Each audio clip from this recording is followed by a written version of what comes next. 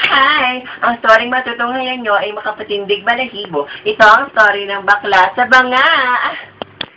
Nang lumalandi si Maximo sa kali, napansin niya na may dalawang babae naglalaro.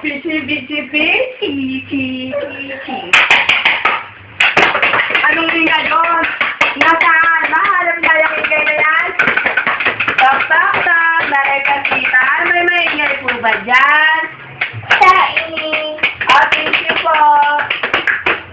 Saan ba yung ingay na yun? Saan ba yung ingay na yun? Ah! Ano lang pala ang dalawang nag-iingay?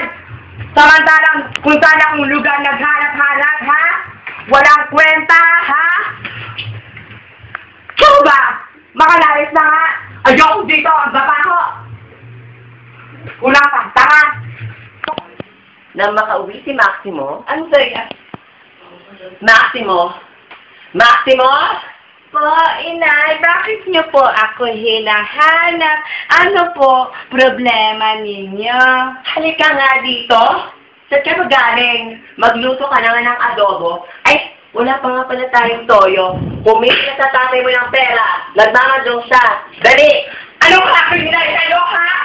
Bakit? Wala ba kayo nakapaa? Ayan o, di ba? Kompleto. Isa, dalawa, tatlo, apat, lima, anim, pito, walo, siyam, sampo. Di ba kompleto? Ang kapal ng mukha mo, palang gusto yung ina, wala kayo kwenta, tandaan nyo. Ako ang anak, nanay lang kayo. Hindi po ka naggaling ako sa bilata nyo. Nagjaganyan na kayo, wala kayong karapatang mag-uutos sa akin. Tandaan mo yan. After all these years, after all I've done, ginawa pa naman kitang babae. Kahit mukha kang kabayo.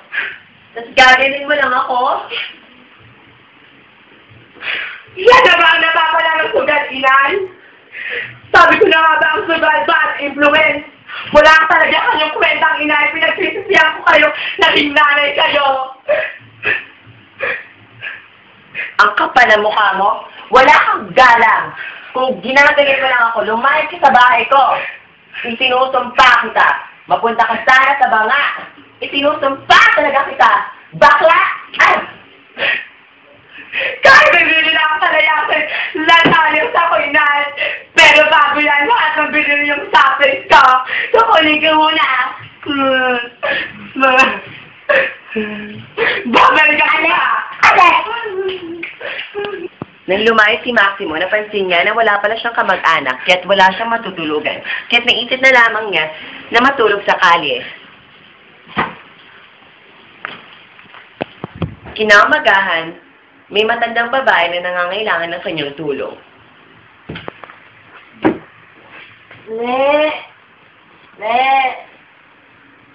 Sino po kayo? Ano po kailangan ninyo? Pwede bang humingi ng konting pagkain at saka hinulang? Sandali lang po. Kasi ako kumakain. Ay, weird na! Salamat na nanay ko! Hinihan niyo pa ako! Gago kang matanda ka!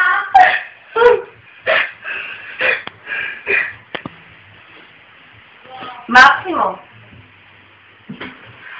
Alam mo talaga kailangan niyo, ha? Matanda!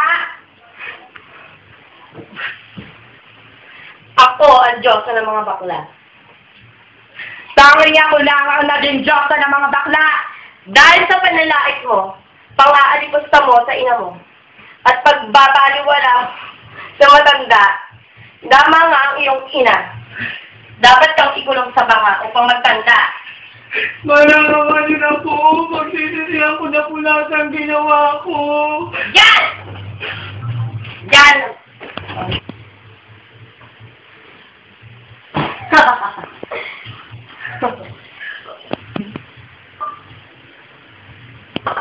Tulungan niyo ako, malalaman niyo ako dito.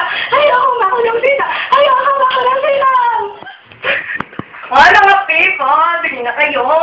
Banga, murang-mura! Lumayas kayo! Ako ang bili niyan. Magkano to? 90. Bilhin ko na to. Sa pag-subalit, magbubuksan to. Bakit? Basta. Okay. Mabubuksan kaya ang bang ito, abangan ang ikalawang hito ng kwentong ang bakla sa banga.